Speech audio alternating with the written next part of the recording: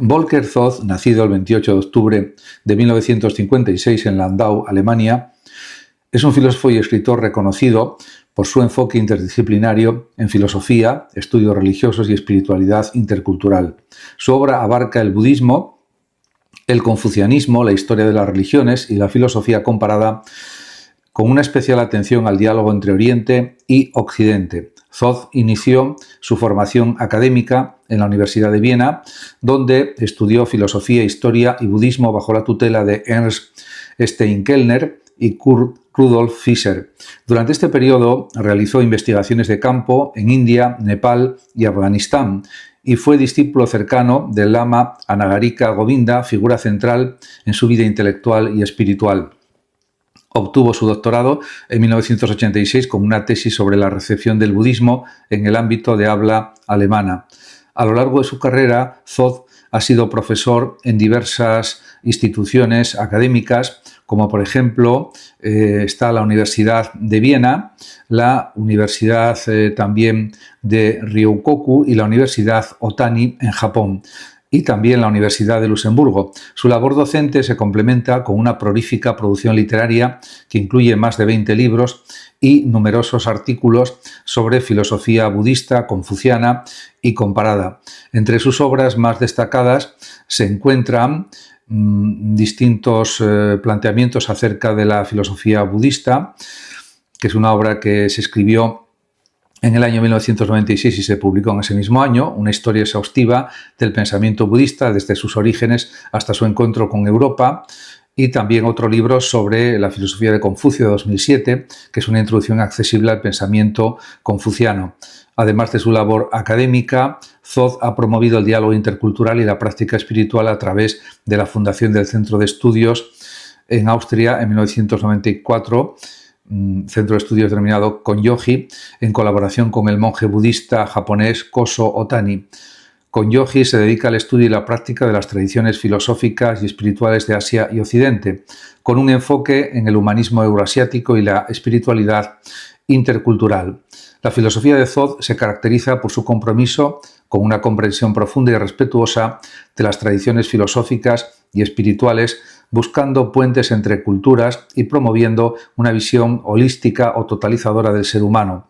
Su enfoque integrador y su capacidad para conectar distintas corrientes de pensamiento lo han establecido como una figura clave en los estudios filosóficos y religiosos actuales.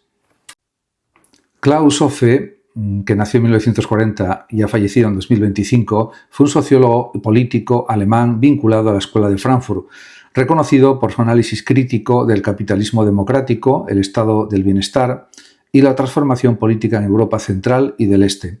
Su obra se caracteriza por una mirada estructuralista que combina teoría crítica y economía política y sociología institucional. Formado en la Universidad Libre de Berlín y discípulo de Jürgen Habermas, Hofe desarrolló una teoría del Estado que destaca por su enfoque relacional. En su libro Estructura de los problemas del Estado capitalista, de 1972, argumenta que el Estado moderno se enfrenta a tensiones inherentes entre la necesidad de legitimación democrática y la presión del capital privado. Estas contradicciones estructurales limitan su capacidad para resolver crisis económicas o sociales sin comprometer su estabilidad política. Uno de sus conceptos clave es el de la triple crisis del Estado: la incapacidad para generar legitimidad política, la dependencia de los intereses del capital y la presión por mantener el bienestar social. Esta perspectiva le permitió analizar fenómenos como la desconfianza en las instituciones democráticas, la crisis del estado del bienestar y el auge de movimientos populistas. Además, en su obra Contradicciones del Estado del Bienestar, de 1984, Hofe sostiene que las políticas sociales, lejos de ser soluciones neutrales, son instrumentos que articulan relaciones de poder. El estado del bienestar, al intentar mitigar las desigualdades, también reproduce estructuras de dominación y control social. Esta visión crítica le permitió cuestionar la eficacia y la justicia de las políticas públicas, proponiendo una reflexión profunda sobre sus implicaciones sociales y políticas. Además de su labor académica, Hofe fue un pensador comprometido con los desafíos contemporáneos, en sus últimos años reflexionó sobre la transformación del trabajo, la automatización y la necesidad de una renta básica universal. Su enfoque integrador y su capacidad para conectar distintas corrientes de pensamiento lo han establecido como una figura clave en los estudios filosóficos y políticos contemporáneos. En este sentido, y a modo de resumen, hay que decir que la filosofía de Klaus Hofe ofrece una crítica profunda y matizada del capitalismo democrático, invitando a repensar las estructuras políticas y sociales. Rahel Jaegui, nacida en 1967, es una filósofa alemana contemporánea vinculada a la Escuela de Frankfurt y una de las pensadoras más influyentes en la teoría crítica actual. Su trabajo se centra en la filosofía social, la ética práctica y la crítica de las formas de vida actuales. Ocupa una posición destacada dentro de la tercera generación de la tradición frankfurtiana, junto a Axel Honneth y Rainer Forst. El núcleo de su pensamiento gira en torno a una pregunta fundamental: ¿cómo podemos criticar racionalmente las estructuras sociales y también las formas de vida en las que vivimos? Jaegui sostiene que la filosofía no debe limitarse a describir el mundo social, sino que debe ofrecer criterios normativos para transformarlo. Frente al relativismo cultural, por ejemplo, o moral, ella defiende que existen formas de vida defectuosas, aquellas que impiden la autorrealización y el reconocimiento de las personas. En su obra más influyente, Crítica de las formas de vida, esta autora, esta filósofa, Jaegui, esta obra es de 2014, define las formas de vida como estructuras sociales históricamente desarrolladas que organizan las prácticas, valores y fines de las personas.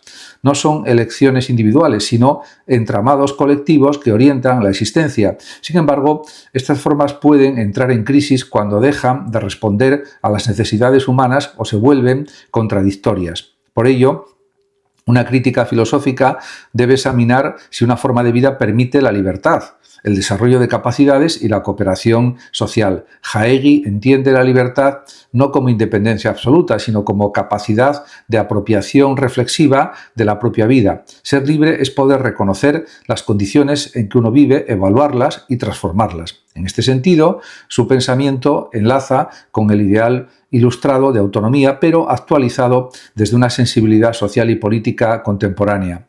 Otra dimensión clave de su filosofía es la crítica al capitalismo, al que considera una forma de vida que ha colonizado las relaciones humanas, imponiendo lógicas instrumentales y mercantiles en todos los ámbitos. No obstante, su enfoque no es puramente económico, sino ético y antropológico. El capitalismo moldea los deseos, los valores y las identidades, generando alienación.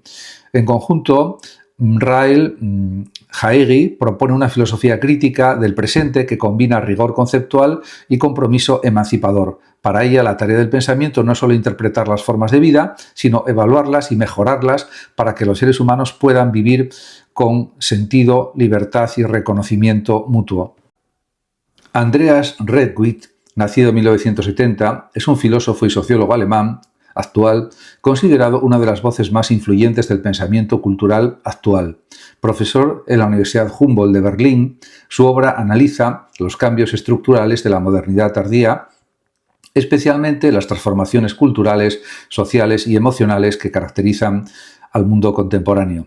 El eje de su pensamiento se encuentra en la teoría de la singularidad desarrollada en su libro titulado La sociedad de las singularidades, de 2017.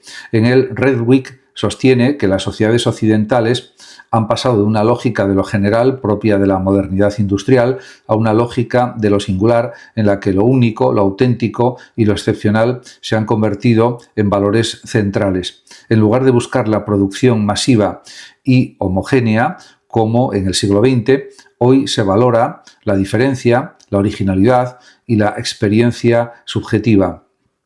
Además, también este cambio cultural afecta a todos los ámbitos.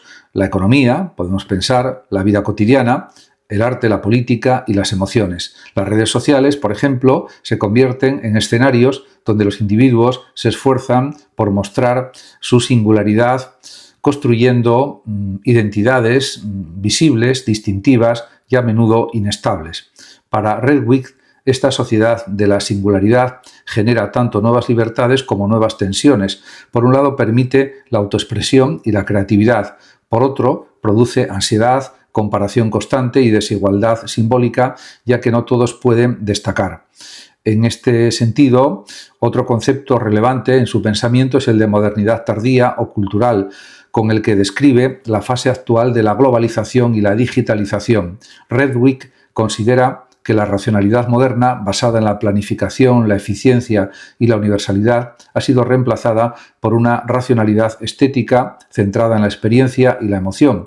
Esto explica el auge del consumo cultural, del turismo, del diseño y de la búsqueda de autenticidad. Además, también hay que decir que en otra de sus obras, El fin de las ilusiones, en este libro de 2019, analiza la crisis de las promesas de progreso del siglo XX. El sueño de igualdad, racionalidad y bienestar universal se ha erosionado, dando lugar a nuevas divisiones culturales y políticas. En este sentido, se puede decir que, en síntesis, Andreas Redwig ofrece una filosofía cultural de la sociedad contemporánea que interpreta nuestro tiempo como una era de hiperindividualismo, creatividad y vulnerabilidad emocional. Julian Nida-Rümelin, nacido en 1954, es un filósofo alemán contemporáneo reconocido por su defensa del humanismo racional y por su trabajo en ética, filosofía política y teoría de la acción. Ha sido profesor en diversas universidades alemanas y ocupó el cargo de ministro de Cultura en Alemania. Su pensamiento se caracteriza por una profunda preocupación por la responsabilidad moral en tiempos de tecnificación, globalización y crisis de valores democráticos. La filosofía de Nida-Rümelin parte de la convicción de que la racionalidad no se reduce a la lógica o al cálculo instrumental, sino que incluye también la dimensión práctica y ética de la vida humana. En su obra realmente destaca estas cuestiones. Su obra, por ejemplo, Razón Práctica, en la que defiende que las decisiones morales no pueden reducirse a simples algoritmos o intereses personales, sino que requieren juicio, experiencia y deliberación. Frente a la visión tecnocrática o utilitarista del mundo moderno, propone una racionalidad humanista en la que el individuo actúa guiado por principios y no solo por la maximización de resultados. Uno de sus conceptos clave es sin duda la razón cooperativa, según la cual los seres humanos son esencialmente seres sociales que buscan el entendimiento y la cooperación. La ética, por tanto, no se basa en reglas externas o en mandatos de autoridad, sino en la capacidad de dialogar, de ponerse en el lugar del otro y de construir acuerdos racionales. Esta idea lo vincula en parte con la tradición de Jürgen Habermas y su teoría de la acción comunicativa, aunque hay que decir que Nida-Rümelin enfatiza más el papel de la virtud personal o la bondad personal y la responsabilidad individual.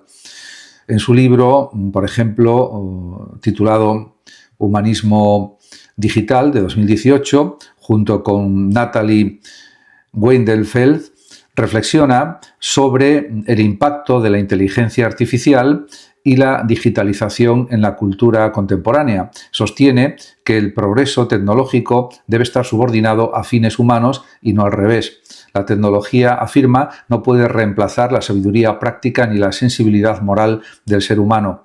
La educación, por tanto, y la cultura deben orientarse a fortalecer la autonomía y la capacidad crítica de las personas frente a las máquinas y los sistemas automatizados. En síntesis, Julian Nida-Rümelin propone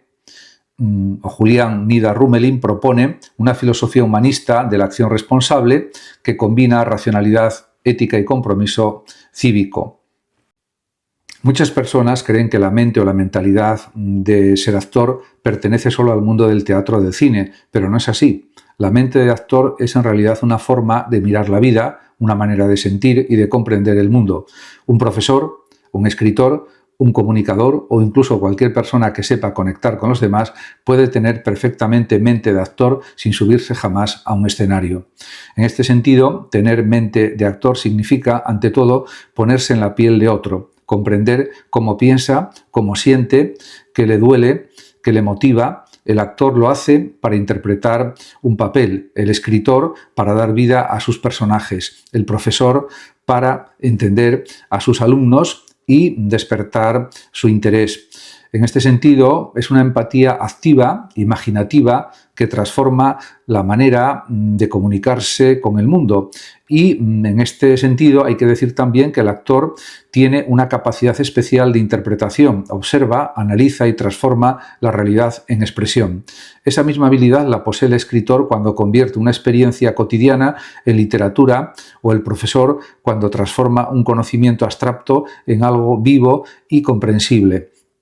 Además, hay que decir también que la mente de actor implica presencia y conciencia del momento. Un actor debe estar completamente atento a lo que ocurre en escena, al público, al tono, al ritmo. De modo similar, un profesor atento sabe cuando su clase se apaga o se ilumina, y un escritor siente cuando su texto respira o cuando le falta vida.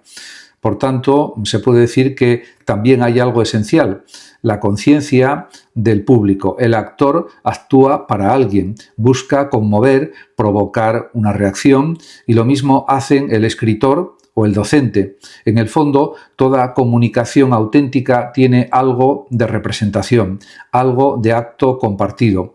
Y también, por eso, tener mente de actor no significa fingir, sino entender el valor de la expresión y la autenticidad. El actor no se disfraza, se transforma. El escritor no inventa, revela. El profesor no recita, comunica. Y de esta forma se puede decir que sí se puede tener mente de actor sin serlo, porque tener mente de actor es tener sensibilidad, intuición y arte para entender y expresar la condición humana. Y eso, más que una profesión, es una forma de vivir.